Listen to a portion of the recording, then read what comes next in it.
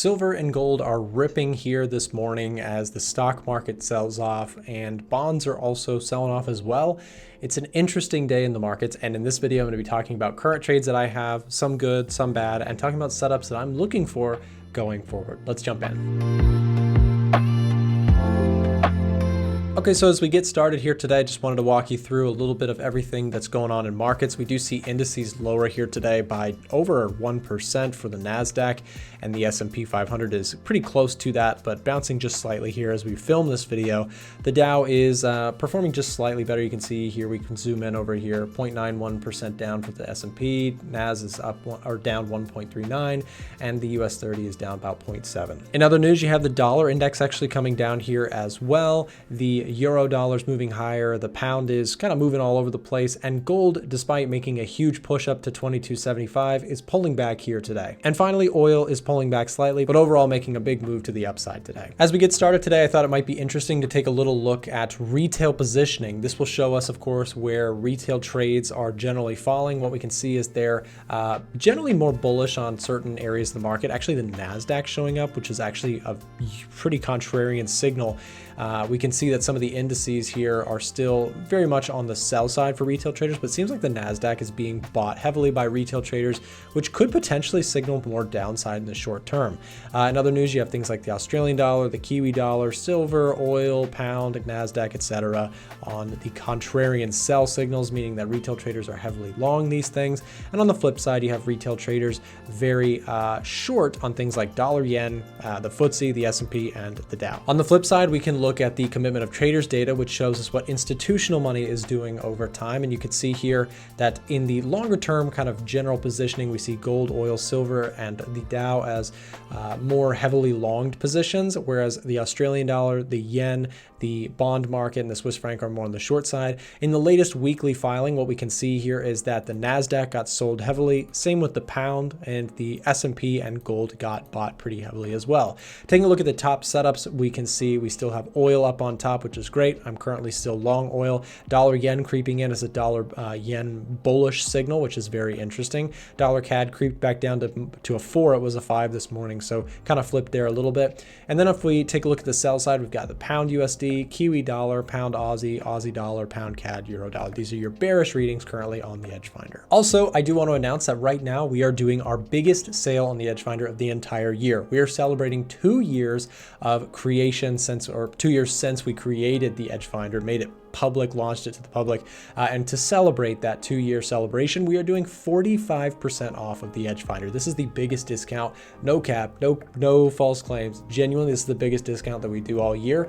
This is our 2-year celebration sale, 45% off. If you'd like information or to get the discount information, you can click the very first link in the YouTube description down below. By clicking that, you'll be connected to a real person on my staff who will hook you up with that discount code. Also, if you have any questions about the tool and how it functions, someone from our team will be able to help you there as well. So for those of you guys who trade gold, and I know that's a lot of my audience, myself included, this should be something really exciting. We actually see silver breaking out here today, and if this closes bullish, this could be a really optimistic thing for the metals market, because we have generally seen in historical bull markets for metals that silver oftentimes will do very, very well. We don't want to just see gold doing well, we want to see them all doing well. And so I think if the gold rally is going to continue, we need to see silver also participate, and that's a great sign here today. I am still long gold. I'll show you guys my current active position in terms of gold. I'm up just about $13,300, and on oil we're up about $8,200. I'll show you the oil position. So oil,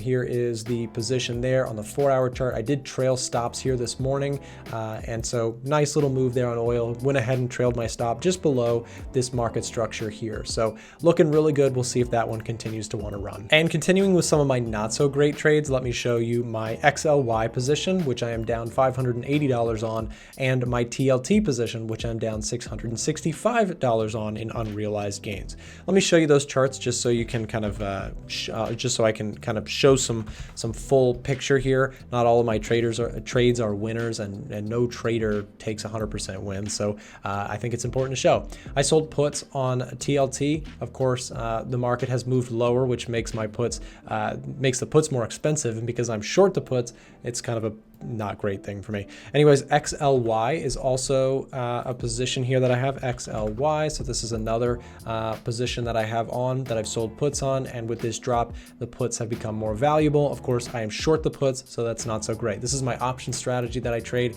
I won't go into too much detail, as you guys don't typically love my options trading videos. Just I can see it in the analytics. It's not as favorable on my channel, but just wanted to show you my full context, both winners and losers on my account right now. Yesterday, we had PMI data, which came out and surprised analysts significantly. You can see the red dot here. If we zoom in on this on the edit, so we've got a forecast of 48.5 that was expected for manufacturing PMI.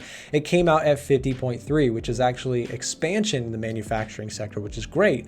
Now, of course, that was a beat overall and caused some short-term strength in the dollar, which is being reversed here a little bit today. In today's data, we saw the JOLTS job openings figures, which of course have shown over time to be declining. And we saw more of that evidence here today with the latest round of JOLTS job openings. Now, this is of course showing how many jobs are opening up. That's a very important indicator to an economy. And that slowly shrinking here is of course going to be not so positive for the dollar. Here's a look at the S&P 500, which for the first time in a while seems to actually be breaking out of a key level of structure support. Now, I want to reiterate something that I said on stream today, and I'll show you this really quick. So we're down 1% on the day, but a pattern has been pretty prevalent when talking about the S&P 500. So I'm just going to copy and paste this little trend line here. What you'll see is that there's a pretty clear average pullback that seems to be happening in the S&P 500 recently of about 1.75 to 2%.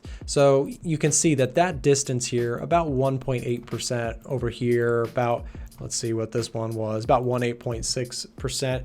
So my point here is that this is a normal pullback here recently in this really strong upward trend. But today, what I'm very curious to see is if this actually continues lower. If we get a expansion in how big pullbacks are, that could be an early sign that we might be a little top heavy and perhaps are rolling over on the S&P 500. But it's too soon to call at the time of recording this video. If we see this thing scoop the lows, it could just continue to do what it's been doing, which is quick, brief pullbacks and then rip back to the highs. So again, for those of you watching the S&P 500, we will see how this pullback treats or is treated by the end of the day. Is it going to hold those gains for the bears, or are bears going to very quickly get beaten up by the bulls again? That's where things get interesting. The NASDAQ is even more interesting. It's down 1.5%, which is a pretty good sized pullback here.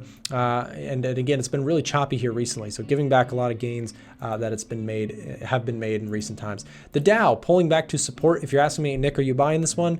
I talked about it in the past, but again, that was when there was more confirmation on the edge finder. Currently, the edge finder is giving US 30 a neutral reading. So I'm going to stay out of the way for this. We'll see if that ends up being the right call or not in the coming days. Tomorrow, we get ISM services PMI. So yesterday, we got PMI for manufacturing. Tomorrow, we get the Purchasing Managers Index for services. And we have Jerome Powell speaking, and we have ADP non-farm employment change. Tomorrow's a big day. We'll be streaming for a long time tomorrow, so make sure to tune in. And if you haven't already, subscribe to the channel and hit notification bell so that you get notified when we go live. We'll have a collection of great guests and people involved in the stream tomorrow. It's going to be a lot of fun, and I hope to see you there. The dollar index is pulling back slightly. Let's take a look at the daily chart here. You can see it just barely briefly went above this level of resistance that I had marked. But to be honest, I mentioned this in my live stream today. I don't think this really truly broke out unless you would have seen, sort of a move to like 105.5, somewhere in that range. I don't know that we've really decisively broken out of this resistance yet. So it seems like price is still flirting with the idea of either, reversing from these levels or trying to break out higher. But we'll continue to watch the dollar index. I think some of the data that we have for the rest of the week, more PMI data as well as jobs data, will give us an answer as to whether or not the dollar index is going to break out and continue here or not. So for technical and fundamental traders alike, let's see if we get some follow through here for dollar bulls or reversal patterns for dollar bears. Currently, the edge finder has a bearish read on the pound USD. And when we break down the components as to why that is, you can see there's several fundamental reasons. GDP, manufacturing PMIs, retail sales, inflation, and employment change typically are favoring the US dollar over the pound. This is why we're getting bearish readings, no fancy chart patterns, no candlestick patterns, real fundamentals that truly move the market. That's why the edge finder is giving us a bearish reading and has been giving us a bearish reading for some time. And to be less ambiguous on that topic, here is where we actually saw the edge finder begin to start giving us bearish readings. It was around March 20th, 22nd, March 20th, March 21st, somewhere in that range. In fact, let's hover over, let's give it. March 22nd was the first day that we got bearish readings for the edge finder on the pound USD. And just for context, March 22nd is right here on this candle. So you can see it's followed through here to the downside since then. And with the edge finder continuing to be bearish on the pound against the US dollar, what I'm looking for on the daily chart is to see if we can break through this level of support. If you break out here, there could be a beautiful continuation reversal on the, well, continuation reversal, that sounds like a oxymoron, but basically, if we do see a breakout, we could see a continuation to the downside, kind of reversing this longer term upward trend that we've been in the pound USD. So remember guys, if you want a copy of the edge finder, take advantage of our anniversary sale, the biggest discount of the entire year. To get access, click the very first link in the description, get a copy while the sale is going on, and thank you very much for watching. Have a great day. If you're looking to improve as a trader, we've got some cool free resources here that I wanted to share as we close today's video. Down below in the description, there is a link to join our Discord channel or our Telegram channel. And we also have our website, a1trading.com, where traders can get access to free course material to help you improve as a trader. Remember, we are also live Monday through Friday on this channel around 9:30 a.m. US Eastern, broadcasting most live news events and that sort of thing. So hope to see you there. And also, we do have a couple videos here showing up on the screen. If either of these seems like it might be helpful to you, then make sure to click here or here, and we'll see you there.